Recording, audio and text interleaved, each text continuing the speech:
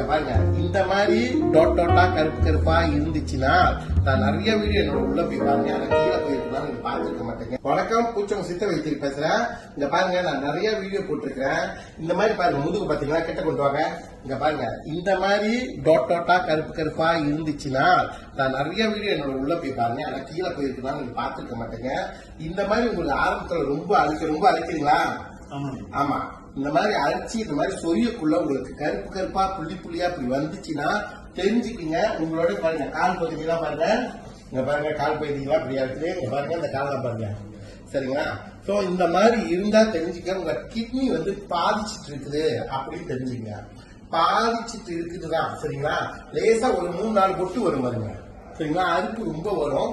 அந்த மாதிரி நேரத்துல முடிஞ்சாலும் உங்க சாப்பாடை வந்து கண்ட்ரோல் பண்ணிருங்க, உடனே கண்ட்ரோல் பண்ணீங்க.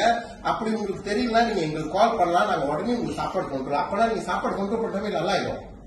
நீங்க மருந்து எடுக்கணுன்ற அவசியமே, 2 அளவுக்கு போகணுன்ற அவசியமே இல்லை உங்களுக்கு, சரிங்களா? சோ நாங்க சாப்பாடு கண்ட்ரோல் பண்ணீங்கன்னா திருப்பி அது நார்மலா கொண்டு வரலாம் நம்ம, சரிங்களா? பாருங்க, இப்ப கிட்னி வந்து போய் கழுவுற ஸ்டேஜுக்கு போயிட்டீங்க, சரிங்களா? ஹாஸ்பிட்டல் கழுவு சொல்றாங்களா? கழுவுற ஸ்டேஜுக்கு போயிட்டீங்க, சரிங்களா? பாருங்க, இங்க எல்லாம் பாருங்க, இது வந்து அதை கொல்லி நான் ஏற்கனவே சொல்லியிருக்கிறேன். இந்த இடத்துல நம்ம கை வைக்கக்கூடாது, இந்த இடத்துல குழி உழுவக்கூடாது அப்படின்னு சொல்லிக்கிறோம். பாருங்க, இந்த இடத்துல குழி உள்ள தெரிஞ்சுங்க. அவரோட கட்டி வந்து 500க்கு மேல போயிடுச்சு, சரிங்களா? 500க்கு மேல போயிடுச்சு. இது வந்துங்க ஒரு விழிப்புணர்வு வீடியோ தான், நல்லா கேட்டுங்க. இந்த மாதிரி இருந்தா உடனே எங்கள்கிட்ட நீங்க ஆலோசனை கேட்கலாம், நாங்க உங்களுக்கு ஆலோசனை பண்ணுவோம். நீங்க கிட்னி வந்து போற அளவுக்கு வெயிட் பண்ணாதீங்க, சரிங்களா? எல்லாரும் வந்து இங்க என்ன பண்றாங்கன்னா, ஹாஸ்பிட்டல போயிடுச்சு சொன்ன பிறகுதான் கை காலம் வீங்கி போய் வராங்க. அது ஏதோ ஒரு யாரும் வர மாட்டாங்க, சரிங்களா?